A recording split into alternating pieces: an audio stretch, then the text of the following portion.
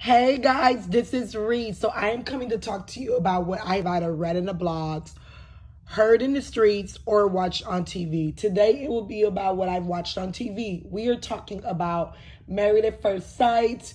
We are talking about season 14, episode 13, if I'm correct. Yes, so season 14, episode 13. So this is going to be brief. We're going to go through the couples. Today, Dr. Pepper and Pastor Cal met with them. So we're going to keep this very brief. You guys know I just like to stick to what it is. I'm going to go through each couple and what I think so far. Okay, let's get Steve and Nora out the way, right? Since they, to me, are the least problematic. So Nora is childish. I've already told you guys this. I think she is very childish. I think that she likes the idea of marriage, but I'm not sure if she is completely ready for marriage. And I say this based on her level of immaturity. She doubles down on the fact that she can say what she wants on her social media account because it's her social media account. That is very childish, especially when you are pertaining to a marriage. It is immature, it is messy, and you are dealing with someone that can break anyone's esteem, especially with him being the man of the house. They speak briefly on finances. I really do believe that Steve secretly has a solid couple of $100,000 in his account. I believe that Steve gives me very much of a responsible person before he went and decided to take this whole break. And I just want her to stop believing that just because he's not working, that he's poor. Because he has reiterated over and over again that he covers the bills. So you're focused on his work is very much like, what does that matter? Because if you want him doing the 9 to 5 and bringing home minimum wage in comparison to him being at home and actually, making more than probably what you're making at your job, then I just say leave him be. Leave him be as long as you're not out here doing anything illegal, which he's literally practically on break from work. And as long as these bills are getting paid, I'm not worried. Like, you're covering up, whether it be your half or your whole, whatever portions of the bills that they have agreed upon, because, every household is different.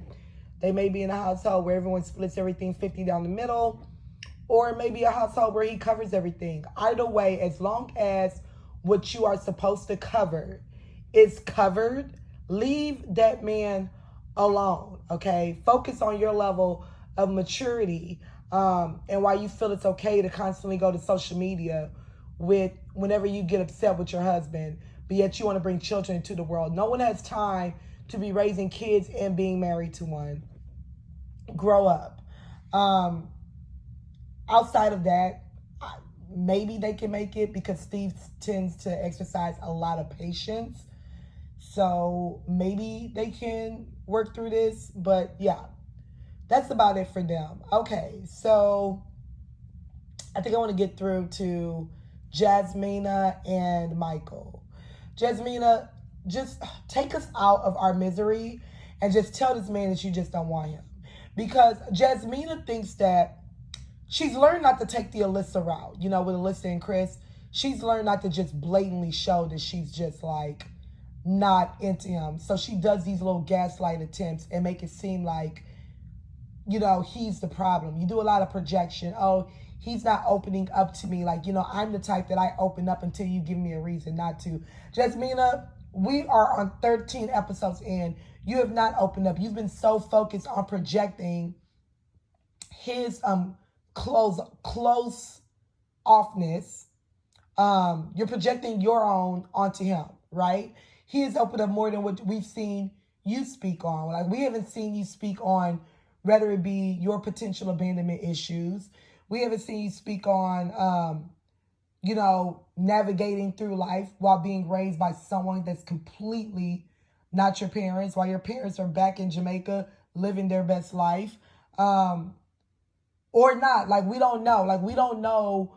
We haven't seen you factor through someone as gorgeous as you are and your your fear of commitment, even with you dating men that were long distance. You know what I mean? So you speak to him as if you're speaking to one of your children, since you are a teacher or an educator of some sort. And you're not into him. Rather, it's because he's too beta. Like Jasmina definitely gives me someone that needs a serious alpha male. And Michael gives me beta. And a lot of women will be okay with beta, But yeah, Jasmina just is not interested. And I'm willing to bet my last dollar that she's going to say no on decision day, because it's just enough of making this about him when he has shown way more effort than you've ever shown. And you might as well just let us know you're just not interested. Save us out of our misery. Okay, so moving on. Lindsay and Mark. One word to describe them: exhausting. Exhausting. Oh my God. Every time they are on the screen, I just rub my temples, because it's like, my God, this is too much. They are always arguing. They are always combative. Mark does not want Lindsay. Let's be very clear with this. When Dr. Pepper spoke on his lack of body language, his lack of showing affection, and the body language that he was exhibiting as the couples were out together, as Lindsay was trying to lean into him. Read that energy. I need everyone to read that energy. He does not like Lindsay like that. He is trying to make this work. But let me tell you what I think it is. Mark is, his esteem has been lowered, right? You got him coming from a broken home where he has seen his father get, broken down by his mother. And now he's experiencing that within the woman that he's now married to. Then you see the, adoptive mother, or the fake mother, shall we say, that where he was staying at the home of, where it was roach infested and bed bugs. Bed bugs and things.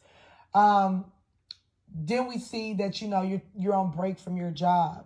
Like all of these things are just chipping away at this man's esteem, and things that would make him a man. And then it doesn't help that you're constantly being drained by your wife. And, Lindsay emasculates him every time she's upset. And it's just as wrong. If the roles were reversed and it was Mark doing that to Lindsay, if a man was doing that, we would be up in arms on social media. So just because Lindsay is a woman, we should not excuse that. She constantly emasculates him, a man that is already somewhat broken, that is really trying to hold his head up straight. And I don't like that at all. Mark does not like Lindsay, but Mark's esteem is low to me, that maybe he feels like this is his only chance at marriage, or this is someone that's willing to put up with all that he has going on. Because Lindsay reminds him every time that, like, I'm putting up with all these things of you, like, basically, like, no other woman would, right? Similar to, like, a man breaking down a woman, where it's like, no other man will want you, no other of this, to where you start to really believe that, right? And Lindsay, rather she voices it directly and says no other woman will deal with you, she definitely insinuates it during her arguments and things. And I think that in a way that he believes it. Maybe he believes that this is his last shot at being with someone. I don't know. But what I do know is that it is very clear that he does not like her. It is very clear that he is exhausted with her.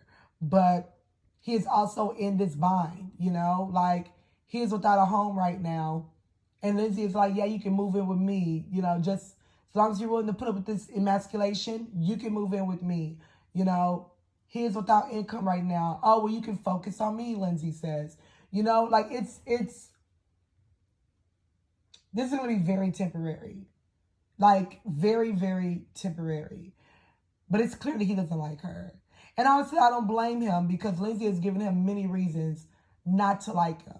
And I'm sure that once he sees the episode of her going in on him at the bowling alley in the restroom where she was really ripping him a new butthole, he'll really be done then. Because that level of embarrassment is just, I don't know if you can come back for it. So, yeah, so Dr. Pepper, I'm saying like, oh, maybe you should put in a little bit more.